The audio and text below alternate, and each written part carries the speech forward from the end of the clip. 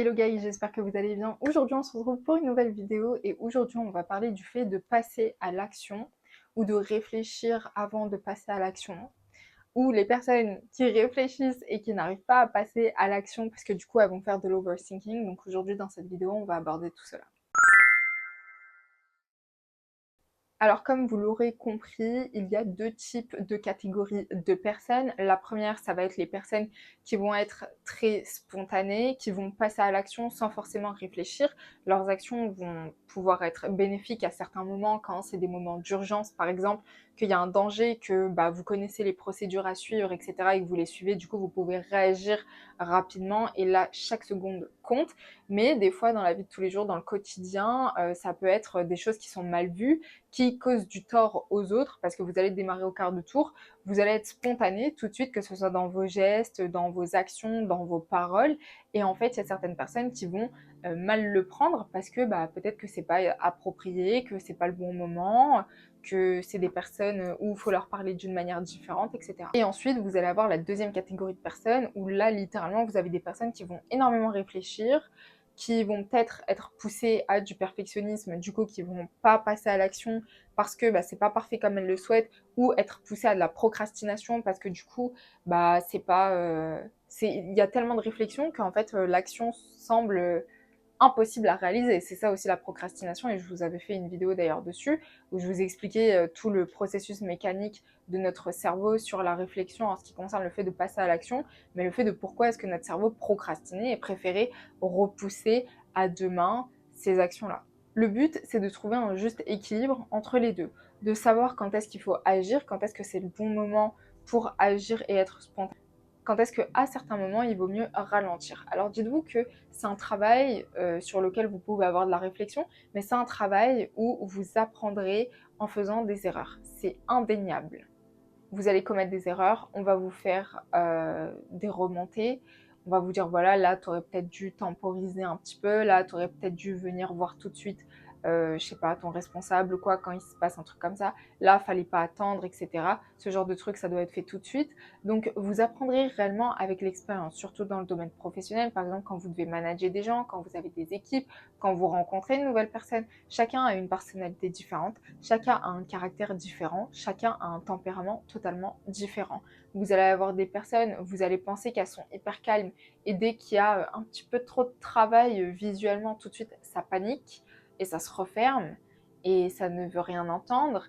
Et la moindre chose qu'on va aller leur dire, tout de suite ils vont se braquer, mal le prendre personnellement, etc. Alors que pas du tout. Et ils ont généré toute cette situation parce que leur tempérament est comme ça. Ils ne supportent pas le stress lié au travail. Voilà, ils ne supportent pas la surcharge de travail. Au lieu de se dire, ok, je vais faire petit à petit ce que je peux faire. Non, ils vont toujours vouloir se donner à 8 milliards de pourcents, ce qui est très bien. Mais à un moment donné, on ne peut pas tout faire. Il y a des choses, c'est pas possible. On peut faire une partie, mais quand c'est trop, c'est trop. Et malheureusement, ces personnes-là, elles ont du mal à du coup trouver un équilibre. Et forcément, ça peut engendrer énormément de choses également autour. Donc pour les personnes qui ont du mal à passer à l'action parce qu'elles sont perfectionnistes, sachez une chose, il vaut mieux commencer, il faut faire le premier pas. Le premier pas, c'est le plus dur, mais commencez. Parce qu'en fait, vous êtes tellement perfectionniste que vous allez vouloir que ce soit parfait, mais ça ne sera jamais parfait. Ça va se perfectionner avec les erreurs, avec l'expérience, avec le temps, avec un budget. Je vous donne un exemple. Si j'avais attendu d'avoir une caméra à 3000 euros, un micro à, je sais pas, 500, 700 euros pour commencer ma chaîne YouTube, je suis désolée, je serais encore en train d'économiser, je pense, pour investir là-dedans. Parce que je suis désolée, claquer presque 3000 euros, c'est un sacré budget. Je préfère les claquer dans une voiture, un voyage, un investissement, etc., que les claquer dans une caméra. Imaginons que, je sais pas, je commence YouTube et après, je sais pas, que je me fasse harceler et que je supporte pas et que du coup je décide d'arrêter. Je vais en faire quoi de la caméra, du micro? Je vais rien en faire, clairement. Sauf que j'ai un téléphone qui filme, j'ai une caméra déjà chez moi qui filme, un micro, je peux en acheter un pas cher et si je vois que la qualité me plaît pas, là je peux upgrade, etc. Si vraiment je sens que voilà, c'est nécessaire d'améliorer la qualité. Et dès le départ, j'ai pas besoin que ce soit parfait. J'ai besoin d'essayer, j'ai besoin de voir est-ce que c'est ok, est-ce que ça marche, est-ce que ça va pas, Est-ce qu'on me fait des retours sur tel truc à améliorer, etc. Et dans ce cas-là, oui, ok, je peux me pencher dessus et débloquer du temps, débloquer du budget, etc. Parce que ça va aider à rendre plus parfait le truc. Et sachez une chose, dans votre vision de la perfection, concernant un projet, etc., vous allez avoir une vision, une perception qui va être différente de celle des autres. Vous, peut-être que vous allez vous dire, bah, de cette manière-là, le projet sera parfait. Et peut-être qu'en face, une fois que vous aurez fini le projet, vous allez avoir des personnes qui vont soulever plusieurs points qui vont montrer que, bah non, en fait, c'est pas parfait. Il y a des trucs où il faut encore travailler. Et c'est ok. C'est ok. On est des êtres humains, il faut que vous compreniez que notre but en tant qu'être humain, c'est une constante évolution. Que ce soit intellectuellement, que ce soit physiquement, avec le vieillissement par exemple, que ce soit avec nos cellules biochimiquement, tout ça, c'est une constante évolution. Vos projets que vous créez, c'est la même chose.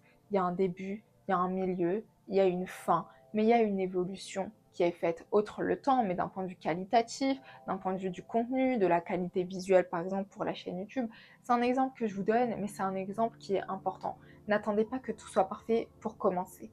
Commencez et ensuite vous vous perfectionnerez. Je suis perfectionniste, je sais que c'est très dur, mais à un moment donné, si on veut attendre le moment parfait, si on veut attendre que tout soit parfait, on ne commence jamais.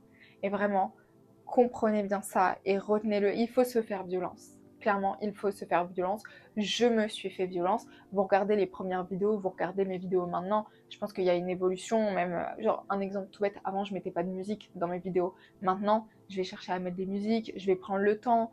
Et des fois, ça me prend énormément de temps, surtout pour les vidéos ésotériques, à chercher voilà les effets sonores, la bande son, le ci, le ça, etc. Les droits d'auteur. C'est très long. C'est extrêmement chronophage, mais ça améliore la qualité du contenu et ça rajoute une plus-value.